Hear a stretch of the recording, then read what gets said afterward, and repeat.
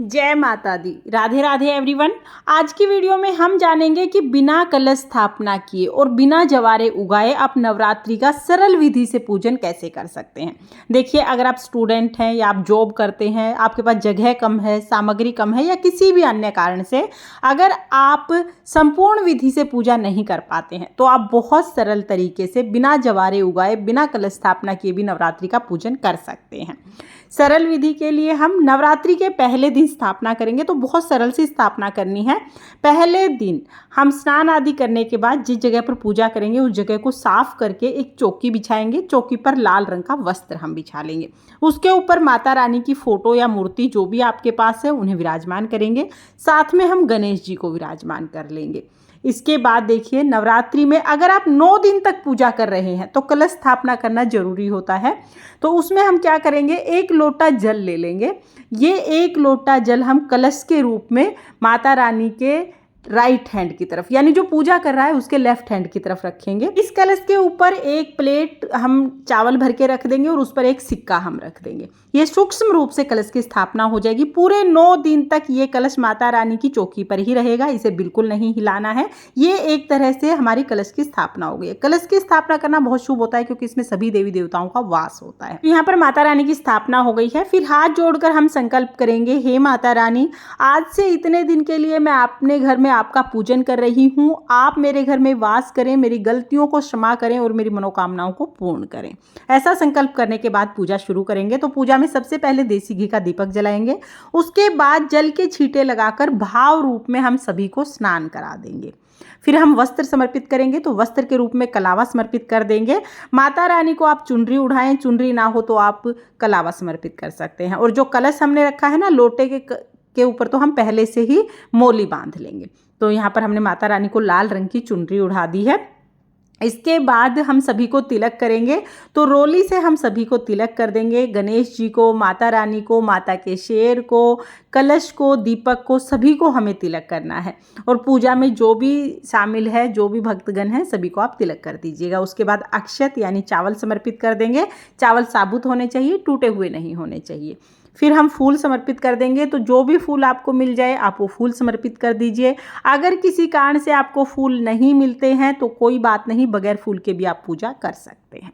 इसके बाद हम भोग समर्पित करेंगे। तो कोशिश करें कि भोग में आप पतासे का भोग जरूर समर्पित कर दें। एक बार पतासे ले आइएगा, पूरे 9 दिन तक आप समर्पित कर सकते हैं। और पतासे ना मिले तो मिश्री ले लीजिएगा। इसके साथ ही जो भी ऋतुफल आपके पास हो, ऋतुफल का भोग लगा सकते हैं। फिर हम 1 लोटा जल समर्पित करेंगे। इसके बाद हमें अग्नि में भोग समर्पित करना होता है, यानी छोटा सा हवन करना होता है। तो देखिए, अगर आपके पास गाय के गोबर से बना हुआ उपला है तो आप उसे जला लीजिएगा। नहीं तो आप मिट्टी का छोटा सा दिया ले लीजिए, इसमें आप कपूर जला लीजिए। कपूर तो सबको सब जगह मिल ही जाता है, तो आप कपूर जला लीजिएगा। कपूर जला के अब इस अग्नि में हम छोटा सा हवन करेंगे। तो हवन करने के लिए क्या होता है, नवरात्रि में लौंग का जोड़ा चढ़ाया जाता है। पूरी लौंग होनी चाहिए, टूटी हुई नहीं होनी चाहिए। लौंग के जोड़े को इस तरह से घी में डिप करके हम चढ़ा देंगे। अग्नि में 2 लौंग के जोड़े हम चढ़ाएंगे। साथ में ही जो भी आपने पतासे या मिश्री का भोग लगाया है वो भी हम अग्नि में समर्पित कर देंगे। अग्नि में भोग समर्पित करने के बाद हम अपने हाथ में थोड़ा सा जल लेकर ये जल हम हवन के ऊपर से 2 बार वार देंगे। इस तरह से हवन पूर्ण हो जाएगा। ये हवन हमें रोजाना करना है, पूरे 9 दिन तक सुबह के समय हमें ये हवन करना है। उसके बाद धूप दीप दिखाकर हम माता रानी की आरती करेंगे। तो पहले गणेश जी की आरती करेंगे, फिर हम माता रानी की आरती करेंगे। बहुत प्रेम पूर्वक आरती करने के बाद पूजा में रही कमियों के लिए क्षमा याचना करेंगे और अपनी मनोकामनाओं को पूर्ण करने के लिए माता रानी से प्रार्थना करेंगे। उसके बाद जो जल का लोटा है वो सूर्य देवता को अर्घ्य दे देंगे। और भोग में जो भी चीजें हमने चढ़ाई हैं वो घर के सभी सदस्यों को प्रसाद के रूप में हम बांट देंगे। जो कलश है, मैं फिर से बता देती हूँ, ये कलश पूरे 9 दिन तक चौकी पर ही रहेगा। इसे बिल्कुल नहीं हिलाना है क्योंकि बहुत बार सवाल पूछा जाता है कि इस कलश का क्या करें। तो अभी 9 दिन तक ये यहीं पर रहेगा। बाद में 9 दिन के बाद जब हम चौकी उठाएंगे तब इस जल को हमें पौधों में सींच देना है। और ये चावल आप पक्षियों को डाल सकते हैं या इसमें और चावल मिलाकर आप इन्हें दान कर सकते हैं, लेकिन अभी 9 दिन तक ये चौकी पर ही रहेगा। इस तरह से हम सुबह का पूजन करेंगे। शाम के समय हवन करना जरूरी नहीं है, शाम के समय बस हम भोग समर्पित कर देंगे और आरती करेंगे। इसी तरह से पूरे 9 दिन तक हमें माता रानी का पूजन करना है। चौकी पहले दिन लगानी है, चौकी को नहीं हिलाना है। पूजन हमें इस चौकी पर पूरे 9 दिन तक करना है। नवरात्रि पूजन की ये बहुत ही सरल विधि है। आपको ये विधि कैसी लगी कमेंट करके जरूर बताना। और अगर ये वीडियो आपको पसंद आई हो, वीडियो आपके लिए थोड़ी बहुत भी यूजफुल हो, तो प्लीज़ वीडियो को लाइक कर देना। और हम महिलाएं घर में तीज त्योहार कैसे करते हैं ये देखने के लिए मेरे चैनल को सब्सक्राइब कर लेना।